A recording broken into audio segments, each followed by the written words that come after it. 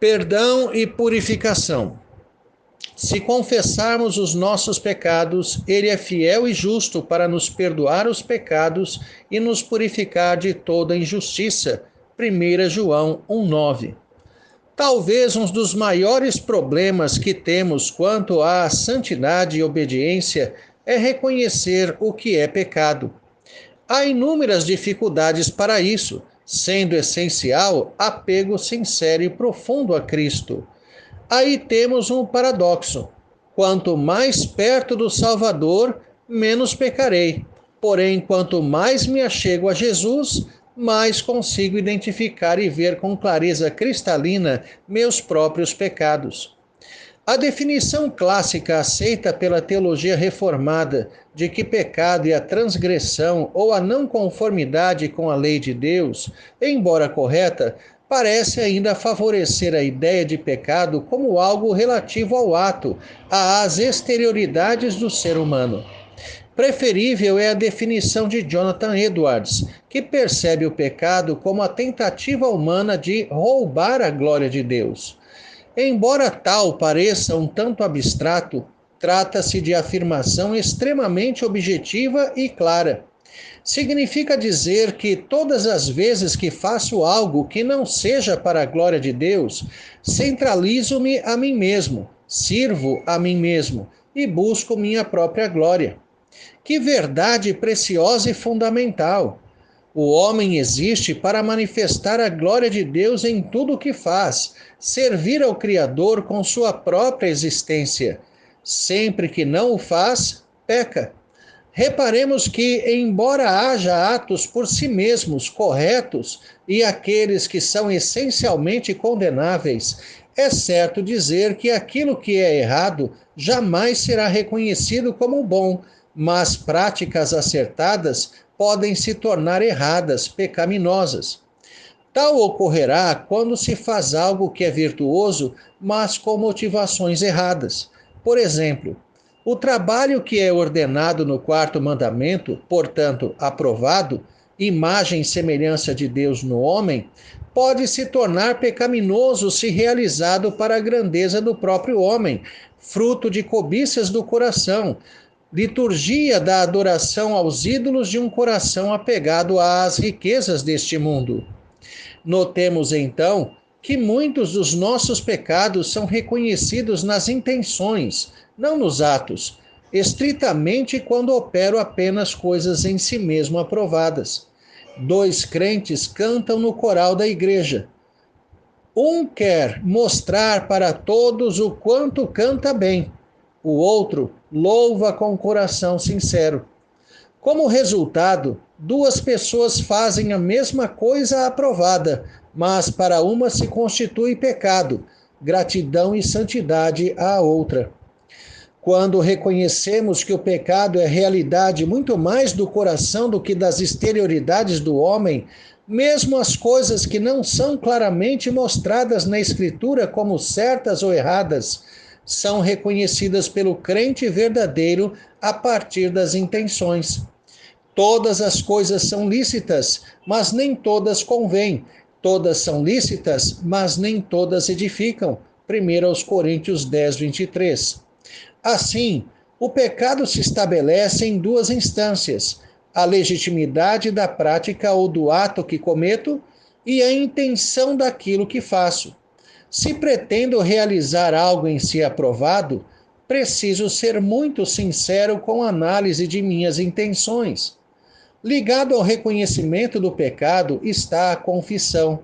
Confessar pecados não é um tema muito popular. Basta perceber que as muitas pregações de autoajuda, tão populares em nossos dias, evitam levar o pecador a reconhecer e abandonar os seus pecados. Ao invés disso, desviam sua atenção para o engano, anunciando a bênção pretendida e o cuidado de Deus sem qualquer mudança de comportamento, sem abandonar propriamente o pecado. Basicamente, ensinam a conviver com seus próprios pecados, deixando de lado o peso da culpa. O ensino de João é muito claro. Há uma condição para que nos apropriemos da consciência do perdão: A confissão. Se confessarmos, se isso de fato ocorrer, viveremos o perdão e a purificação que o próprio Deus concede e realiza em nossa vida. Devemos entender que não é a confissão que causa o perdão. De fato, já estamos perdoados por todos os males cometidos e que ainda cometeremos, por causa de Jesus Cristo. Se o perdão estivesse atrelado à confissão, faríamos da salvação o resultado do esforço pessoal. Além disso, estaríamos perdidos, porque há pecados que nem mesmo percebemos que cometemos. Assim, ao deixarmos de confessar, não receberíamos o perdão, o que implicaria inevitável condenação. Pela graça de Deus, todos os nossos pecados foram perdoados na cruz do Calvário. O que fazemos ao confessar nossos pecados é nos apropriar da certeza do perdão, tão necessária para aliviar a consciência de um verdadeiro crente. Contudo, a confissão de pecados tem outro efeito tão importante quanto este: levar-nos sempre a contemplar quem realmente somos. É interessante que nossas orações obedecem a uma escala de importância e interesses pessoais. O que mais fazemos nelas é pedir. Suplicar por coisas que julgamos necessárias não é errado. Pelo contrário, comparecer diante de Deus sem nada pedir é extremamente arrogante, pois precisamos dele para tudo e somos inteiramente dependentes do Senhor. No entanto, uma oração não é composta apenas de pedidos, mas também de agradecimentos.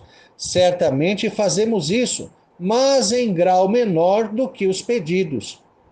Porém, quando falamos da súplica por perdão de pecados, percebemos que simplesmente desapareceu das orações dos crentes atuais. Isso é gravíssimo. Não implicará falta de perdão, como já vimos, mas nos levará a ter uma visão errada de nós mesmos. A importância da confissão está em nos humilhar, nos desmascarar, em mostrar o que somos verdadeiramente. Diante do Deus Santo e Justo, devo contar que tive inveja de um irmão, porque ele recebeu algo que eu tanto queria, que desejei o mal de um motorista quando este me fechou no trânsito, que tive um desejo impuro quando passou alguém sexualmente atraente. A cada pecado confessado, nosso semblante se descairá e nossa face mais se aproximará do pó. Esse é o lugar de todo pecador redimido. Essa é a grandeza, entre aspas, do homem. Viver diluído no pó da terra. É do pó que devemos contemplar tudo e todos, percebendo-os como superiores a nós. Não há arrogância, não há como ser superior nesta condição. É apenas do pó que perceberemos toda a grandeza de Deus, a enorme diferença entre ele e nós. Ao evitarmos confessar nossos pecados ao Senhor, queremos nos apresentar diferentes do que somos, muito melhores. Se nossa aproximação de Deus for autêntica e sincera, jamais conseguiremos ficar de pé. Nosso rosto necessariamente descerá até a terra de onde fomos tomados, uma espécie de magnetismo que mostra a nossa necessidade de morrer o tempo de todos os dias, para que finalmente sejamos refeitos na ressurreição.